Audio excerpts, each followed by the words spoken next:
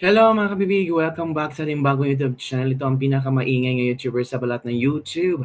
Ako si Kabibig, maglebag-lebag na daw with evidence mga kabibig. Ano ba ito mga pinapakalat nilang istorya na si VP Sara ay umiyak. Umiyak daw ng todo kasi natalo ang Duterte. Natalo ang PDP Laban. Oo.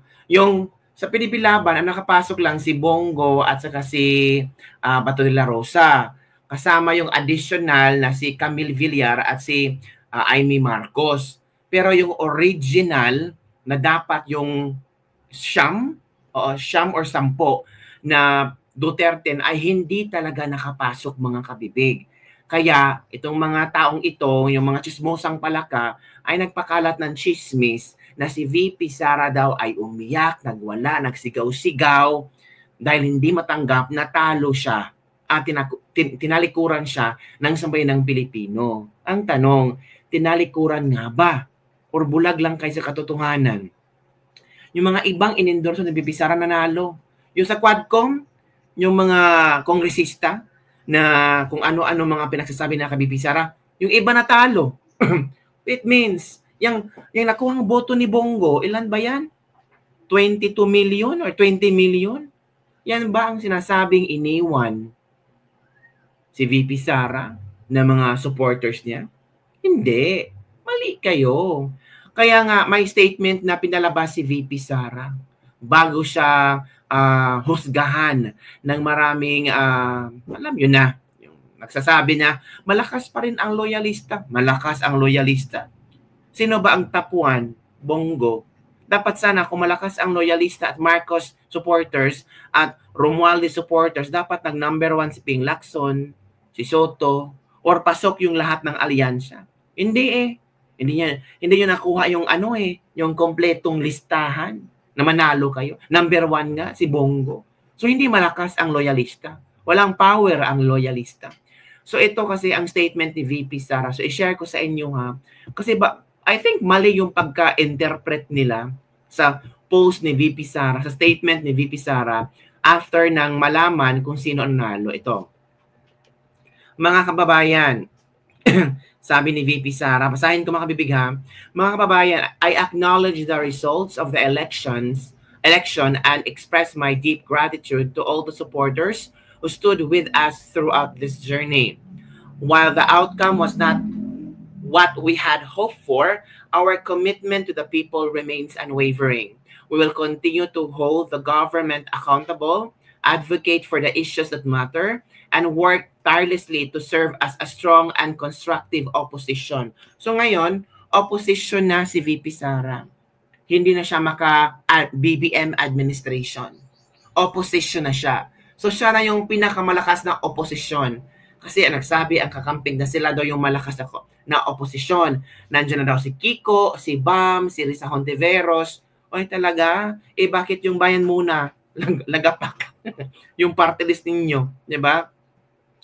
This is not the end. It's a renewed beginning. We invite all citizens, regardless of background and past affiliation, to join us in building a powerful and principled opposition. Naku po, nagtawag na si VP Sara na, kayong mga nabiktima dyan, nabudol dyan, magkaisa tayo para maging powerful and principled opposition tayo.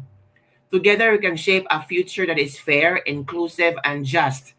Stand with us, Shukran.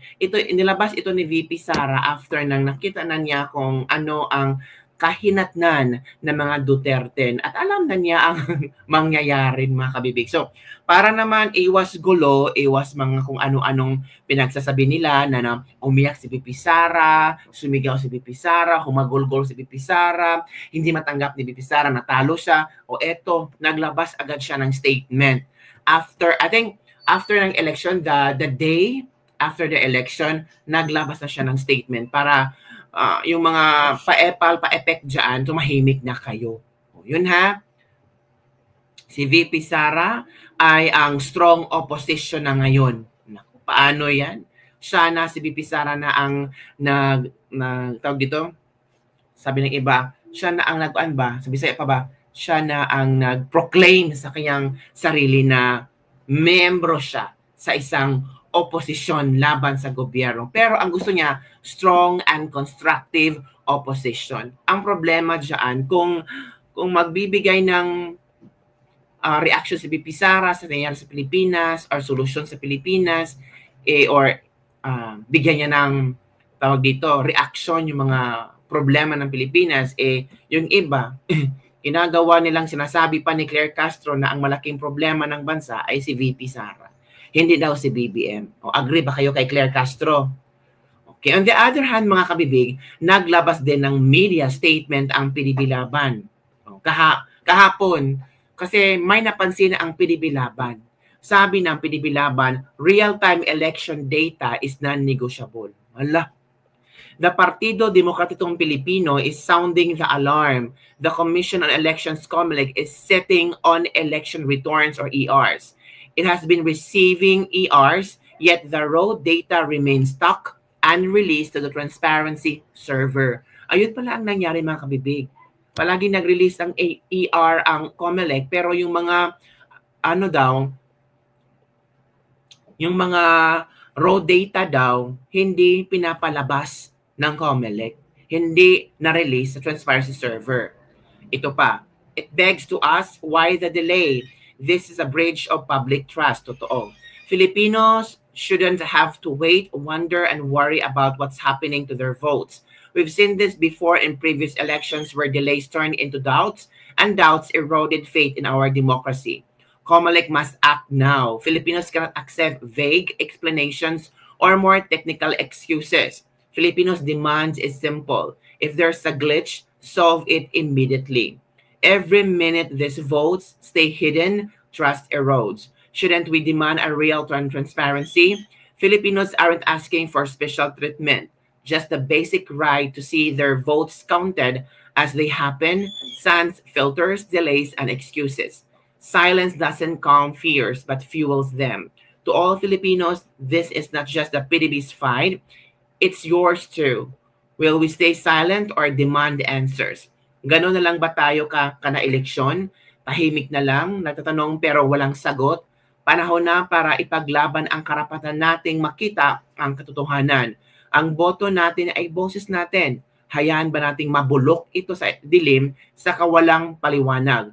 As the National Board of Canvassers begins the official tally of votes today, the PDP looks forward to the process that it's orderly, transparent, and beyond reapproach, affirming the will of the Filipino people. They'll stay vigilant and share the call because when it comes to our votes, every second of delay is second too long. Tumindig tayo para sa demokrasya, para sa Pilipinas. So yun ang statement ng PDP Laban kasi parang napaghalataan nila na may delay sa pag-release nito sa transparency server. Tapos may nakita ding na nagsilabas ang mga screenshot ngayon na parang nabawasan ang boto ni Bongo. Pero may explanation naman ang tawag dito, ang COMELEC hinggil doon. Tingnan natin kabibig ha, kung ano ba ang komento ng COMELEC hinggil doon, mga kabibig. Discrepancy sa bilang ng boto. Sabi dito is, kasi nakikita ng mga netizen kung ano ang nangyari. So, yung kay Bongo daw, biglang bumaba. Opo, biglang bumaba daw ang kanilang mga boto ni Bongo. So, they're asking kung bakit ano daw. I don't know kung may sabi ng COMELEC, glitch daw ang nangyari. Glitch daw ang nangyari. So, kaya nga naglabas agad ng statement itong PDP Laban na dapat, transparent kayo. Ito ito daw ang napansin na maraming netizen hinggil sa boto ni Bongo na bigla na lang bumaba at wala silang makitang explanation. Hindi lang kay Bongo, madami din ang na-observe. Like for example, Pam Baricuatro at Gwen Garcia. Dito mga kabibig, malaki na ang boto ni Bongo tapos biglang bumaba to 21 million. So nagtaka ang mga tao. Dito, 26 million. Then biglang bumaba to 21 million. Hindi naman I think ang Bongo lang ba or I think lahat. So, ano ba talaga ang nangyari? Yun mga kabibig, yun ang questions ng maraming Pilipino. Pero so far, may mga explanation naman ang COMELEC hinggil dito. So sana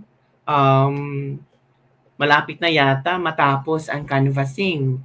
So malapit na nilang i-proclaim kung sino ang manalo. Again, hindi nagwala, hindi umiyak, hindi nagsigaw-sigaw si VP Sara na natalo ang Duterte. In fact, hindi naman talo ang Duterte kasi number 1 si Bongo. Sobrang taas ng boto ni Bongo. Ang tanong ng iba, kung mataas ang boto ni Bongo at ni diba, Bato, ang Mindanao black voting Ang Visayas may mga nag-straight vote. Nasaan yung iba? Kasi kay Bongo umabot na ng 20 plus million, dapat there's a possibility na yung ibang pinipilaban ay posibleng makakuha din ng ganoong boto. 'Di ba mga kabibig? So, hindi natin alam kung ano ba ang nangyari, kung bakit nagkaganon. So, maghintay na lang tayo. Basta, sabi ng iba, dapat sana maging patas ang COMELEC. Yun mga kabibig. So, ano ang inyong reaksyon hinggil dito sa ginagawa na ng fake news tungkol kay VP Sara na umiyak, nagwala kasi natalo daw at wala na daw power ang mga Duterte. Ang resulta na ng eleksyon ngayon ay nagsisimbolo na talagang wasak at wala nang kapangyarihan ang mga Duterte at wala na silang power para mag-endorso ng mga politiko. Talaga ba? Yun lang po mga bibig. Don't forget to like, subscribe, and share this video. Bye everyone. See you next time.